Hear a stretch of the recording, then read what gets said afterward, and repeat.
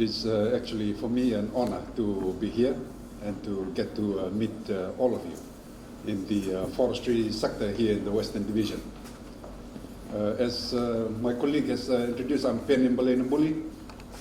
And before I start, I would like to do two things. I would like to apologize on behalf of the Honourable Minister. Most of you will know the Minister, Honourable Osea Nengamo, is not able to make it today because they have a parliamentary commitment down at the Warwick. And then I also would like to introduce the team at the Ministry of Forestry. This is the team that is going to work with you, the stakeholders in the forestry sector. It is a team that we believe are very experienced. They are the real experts on forestry issues. When my colleague Rafa said that I started in forestry, I worked for 5 years in the 1990s, but I'm not a professional forester. The real experts are seated here on my left, and I'd like to introduce Ms. Sanjana Lal. I believe many of you would have met her already. Ms. Sanjana Lal is the Conservator of Forest. She is Fiji's Chief Scientific and Technical Advisor for Fiji. That's the most senior position on forestry in Fiji. Ms. Sanjana Lal. Then next to her is Mr. Semi Ranibaka.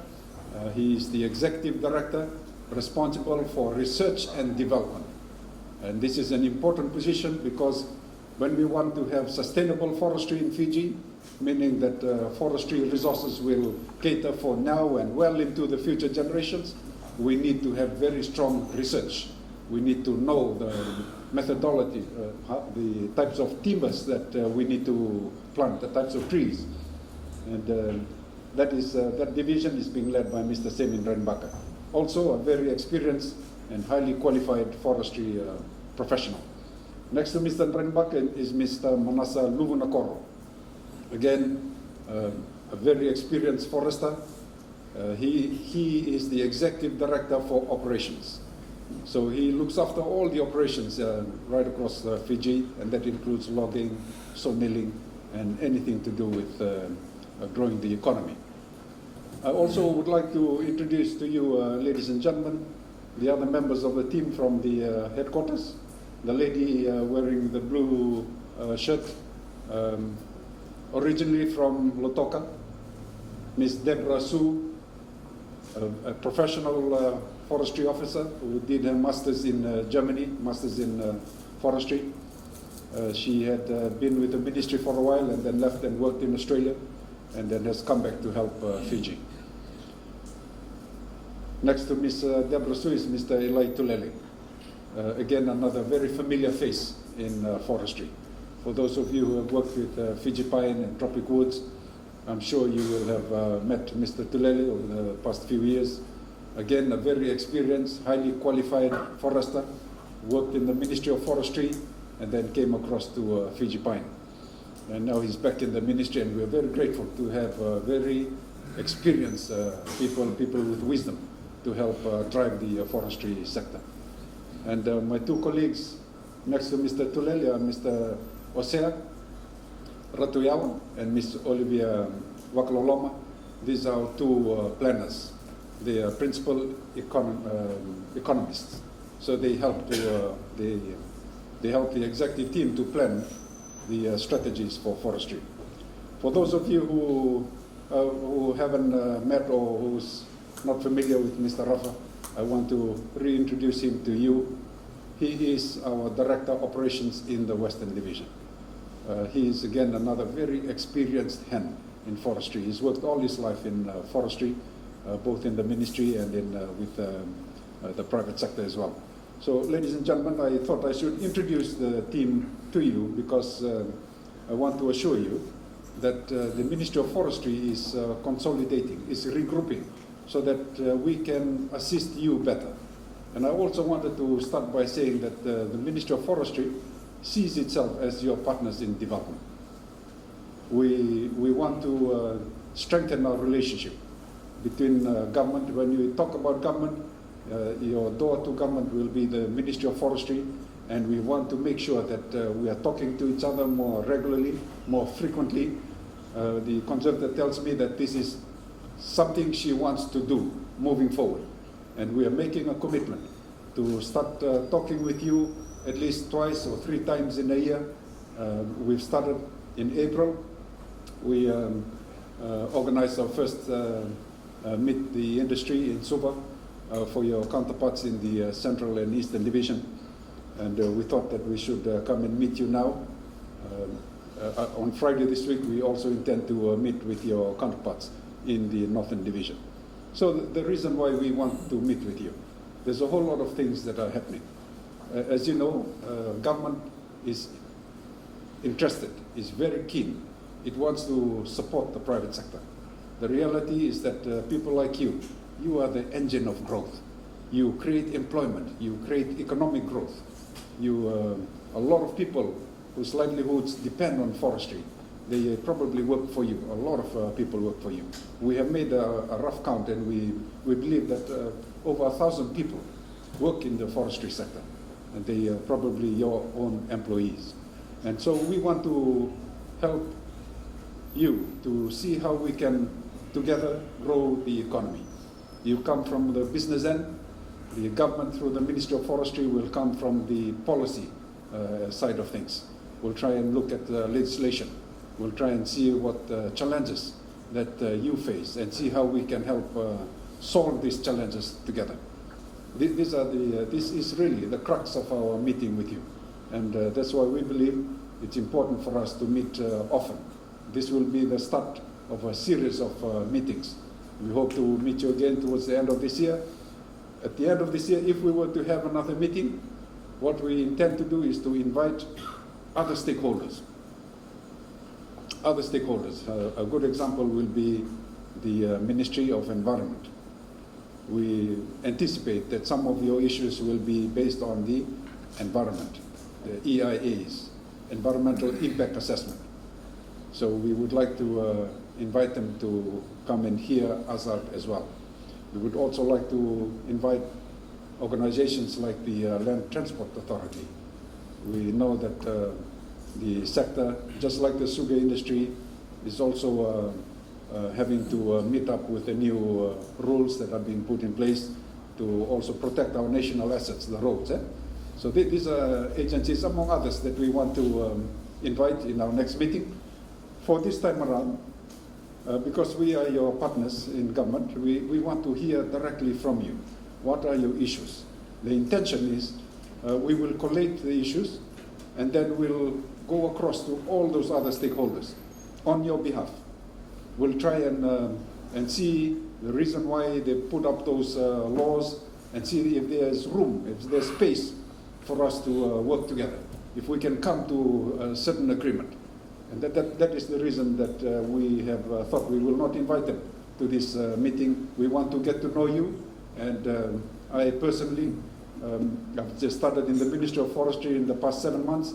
I want you to get to know the team, know the people who will represent your interests as well.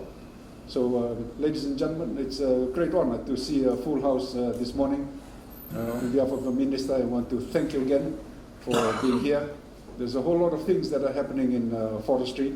I will want to share with you the fact that Fiji is, the forestry sector in particular, over the past couple of years, past decade, more than a decade, the economic, the contribution of the sector to Fiji's economic growth, the GDP, has actually been declining. That is something that we have observed. Our contribution to the economy from the forestry sector has been declining. It could be for a number of reasons. We want to hear what you think is the cause of the decline. And we want to also help address that if we can. So number one, that's an important issue for us. Another important issue for us is while we try and grow the economy, while we try and create more employment opportunities, we must also be very mindful that our actions contribute to sustainable forest management. This is an important, a very important component. We must make sure that our forest resources are sustainable. That means we can harvest it to cater for our current needs now, Fiji's current demands now, and also We must make sure that our forests can last for our future generations, for your children and your grandchildren, the people who will come after you. They will also be able to enjoy using the resources in the forestry sector. These are two very important issues: economic growth and sustainable forest management. Now, closely associated with the sustainable forest management is the importance of our effort to ensure that we protect our natural environment, our natural ecosystem. We help build climate resilient communities. So in short, we need to contribute also to addressing climate change. All these things, they are now part and parcel of the work that we have to do in the forestry sector. So this morning, ladies and gentlemen, I don't intend to talk for long. What we've organized is a presentation from one of my colleagues, Ms. Deborah Su. She will present to you a tool. It's a tool, it's a methodology that we believe we can apply in the forestry sector to ensure that there is sustainable forestry management. That is what we are trying to do right now. We're trying to study the world. I want to let you know that we are doing a comparative analysis. We're trying to study other countries in the world, countries that have advanced in their forest management, in the management of their forestry sectors. We want to learn how they're doing it. What sort of trees are they planting? How they are actually doing their harvesting, the kind of code that they follow, the way we implement the logging practices. We are trying to study. While we have our own practices, we believe that we need to learn more from other people. We need to learn the science behind their success in forestry in other countries. And this is one component. Essentially, it's bioeconomics. That's what she will talk about. But it's all leading up towards sustainable forest management.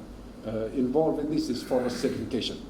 Forest certification is very important for those of you who are involved in exporting products. You will find that countries abroad who are trying to buy our products, they will demand certification. Certification meaning that all our processes, the entire process, must be certified to have met certain international standards. Forest certification. New Zealand is beginning to demand that of us now. Japan is also practicing that. So forest certification is a critical component for us in terms of sustainable forest management, and we believe that it's time that we talk about it. Forestry sector needs to talk about it and see how we can work along with it. At the end of the day, if you were to sell your products on behalf of Fiji, you should get higher value for the products that you sell, if we're able to meet the very high standards of forest certification. Ladies and gentlemen, the program for today is such that after Deborah's presentation, we will have a break for morning tea. And then when we come back after morning tea, between that time and lunch, we will open our ears to you. So please feel free to tell us the kind of challenges you face. I mentioned two already. One is on environmental impact assessment. The other one is on the road limits, the weight limits. We'd like to hear from you. We want to also contribute. When we talked about forest, sustainable forests, we want to contribute to green energy. But there's another very important thing that I need to share with you today. And that is to appeal to all the stakeholders in the forestry sector to always try and work above the law. Always try and work according to the regulations and the Forestry Code, the Forestry Act of 1992, the Forest Policies of 2007. I appeal to you for a number of reasons. Number one, the laws are there to protect our forests, to make sure that they are able to sustain us now and well into the future. Number two, if we do not follow the law, a couple of people will be denied real opportunity for progress in their lives. And that is not going to be good in the long term. It won't be good for any of us. So I want to appeal to you for your wisdom. I want to appeal that we work in good faith, that you follow the laws. What we've done in the Ministry of Forestry, we've not only recruited very experienced people, but all over Fiji, We are trying to strategically position our people so that they can reach out to the communities like you and the people out there, your people who own the forest resources, to try and help them understand what the laws are. We need to try and help them understand what the laws are. Earlier on, when I said that we had a reducing contribution to the economic growth, we suspect that much of the growth that we have in forestry, much of the earnings that we have in forestry are actually not being recorded according to the law. It's not being recorded. That means this is revenue that's leaking into the black economy. It is money that's going into the black economy. When it goes into the black economy, only very few people, they benefit out of it. The whole nation is at a disadvantage. Any money that goes, any revenue that goes into the black economy, it's a huge disadvantage to the entire nation. And we want to help stop that. We want to help you. We want you to help us so that we can stop it. We can control the leakage into the black economy. We can account for every tree that is being harvested. We also want to encourage you to work with us so that we can maximize on using all the trees and all the parts of the trees that are being harvested. Zero wastage. These are things that we would like to hear from you. We want to know how you think we could use it. We also are doing some research on how we think we can use all those, the wastage, maximize it. So there's no wastage at all from any particular tree. We want to know, again, this is already in law. When we issued you a license to harvest, you are supposed to make it easy for us to come and obtain the information on the volume of trees that you have harvested, the volume of logs. When we issue you a license for sawmills, the law states that you are supposed to share with us the license, the information on the volume that goes in and comes out of your operations. It is very important for us to capture all that accurate information. Right now, for some reason, we have not positioned ourselves to be able to work closely with you to address all these issues. But I'm happy to tell you now, the new team now, it's actually positioning itself to be able to work closely with you, capture the accurate information, tell the government of Fiji that this is what's really happening in the forestry sector, and if there are challenges, we need to address it. This is how we are going to address it. Ladies and gentlemen, I know we will have a very interesting conversation after morning tea. I look forward to hearing from you. I look forward to hearing from you, and it's my pleasure now to invite my colleague Deborah to a 30-minute presentation. Nawali.